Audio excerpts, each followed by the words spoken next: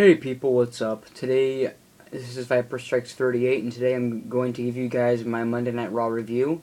Now, I'm recording this tonight, but I'm going to send out my Raw review tomorrow, Tuesday morning. I'm going to send out my Raw review tomorrow morning.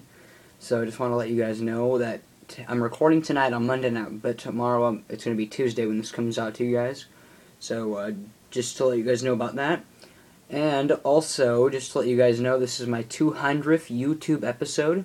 My episode 200 of my YouTube channel, so very exciting, although I would rather have 200 subscribers than 200 videos, but I'll take it. So yeah, today is my 200th episode, so thought I would throw that in there. But yeah, I'm here today to give you guys my Monday Night Raw review. So the show opens with Triple H and Stephanie McMahon talking to the whole locker room of the WWE, telling them that there will be a battle royal to fill the final two spots. Sorry, there will be a battle royal to fill the final two spots for the Money in the Bank World Heavyweight Champion ladder match, but that Dean Ambrose and Roman Reigns are banned from it, and that Cena has to face Kane in a stretcher match if he wants to qualify for Money in the Bank. So that was that. I mean, it was an okay start to Raw, but it was alright. I mean, it was nothing too special or nothing.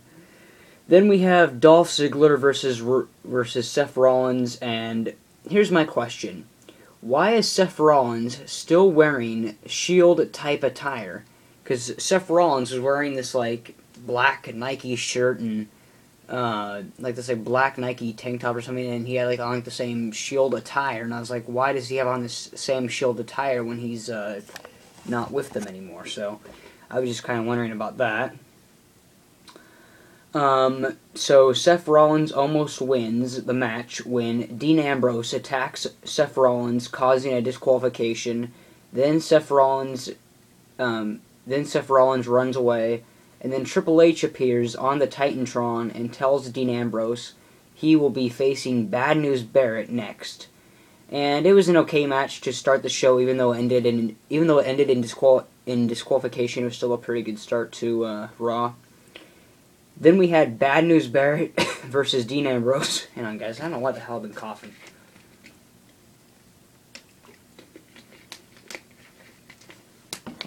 Sorry, guys. Then we had Bad News Barrett versus Dean Ambrose, and Seth Rollins distracted Dean Ambrose.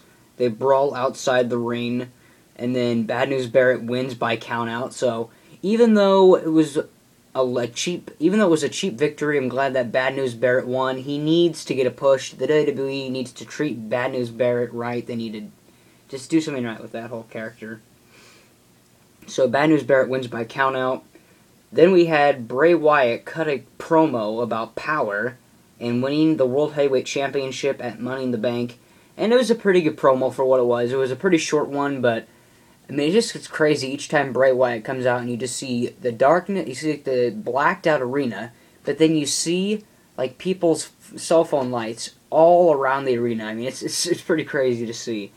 But one thing I will say though is that I would not mind if Bray Wyatt became the new World Heavyweight Champion. I think if Bray Wyatt became the new World Heavyweight Champion, I think that would be kind of interesting to see on what the WWE would do with that, and how much more crazy and creepy Bray Wyatt would become.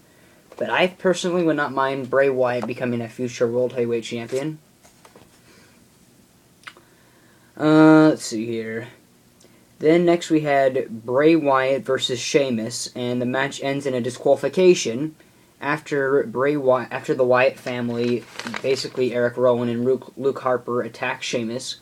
Then the Usos save Sheamus and jump from a ladder that was leaned on the ropes. So they jump from a leaned ladder on the ropes onto Luke Harper and Eric Rowan, which is a pretty cool high flying move there. So that stuff was alright.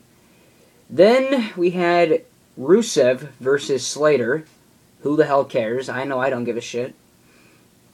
Then later, Stephanie McMahon got sick and pukes on Vicky Guerrero because Roman Reigns had put something in Stephanie McMahon's coffee when he was talking to Vicky Guerrero. He put something in Stephanie's coffee and that made her sick.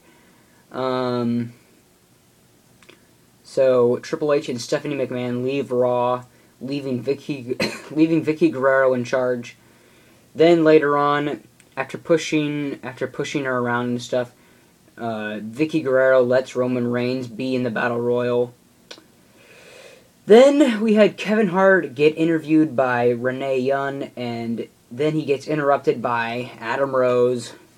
So there was all that, and then we had Fandango and Layla versus Summer Rae and Adam Rose with Kevin Hart on commentary. And I mean, Kevin Hart, it was okay to have Kevin Hart there, but it was kind of pointless. The only reason why they had Kevin Hart there was to promote his new movie, Think Like a Man 2. So that was like the only reason why they had Kevin Hart on there, was just to promote his new movie. I mean, it was alright having him, but it was just kind of dopey, I thought. Then Adam Rose wins in a 2-minute match. I'm not even kidding you. This match was like 2 minutes. It was stupid. And to tell you guys the truth, I am not a fan of Adam Rose. I don't know why everyone is such a big fan of this guy. To me, he's mediocre. He's boring. And to me, his gimmick, his whole party gimmick where he dances around with bunnies and hot dogs and bananas and all that stupid shit, it's just stupid. It's really stupid. I'm not a fan of Adam Rose. I mean, that's like the dumbest gimmick I think the WWE could have ever came up with. Dancing, a group of dancing idiots, and that's all they do is dance. And I mean, they're like 2-minute matches after that, but it's just stupid. I don't like Adam Rose. I'm not a fan of it. I'm not a fan of the gimmick. The only thing that I do like is his theme song. The theme song is catchy. I will give it that. The theme song is catchy, but the rest of it, I really don't give a shit for. I don't give a shit for him. I don't give a shit for his gimmick. I don't give a shit for him at all. Just thought I would say that. Then we had the World Heavyweight Champion Battle Royal qualifying match, and Roman Reigns wins and is in the ladder match. And it was a pretty good Battle Royal. It was him and Rusev last, and Roman Reigns wins by a Superman punch. And it was a pretty good match. I liked it. I liked the match. I thought it was pretty good. Then we had Paige versus Cameron. Paige won. I mean, it was an okay Diva match, but I mean, who really cares, though? Then we had Goldust and Stardust versus Ryback. Again, who cares? It's stupid. Then we had John Cena versus Kane in a stretcher match, and of course, John Cena qualifies for the Money in the Bank World Heavyweight Championship match. Of course, John Cena does. He's Super Cena. Cena's always going to win. I wasn't really paying much attention to this match because I knew that this is how it goes. I knew John Cena was going to get beat down. God damn, what the hell is my goddamn... Sorry, guys.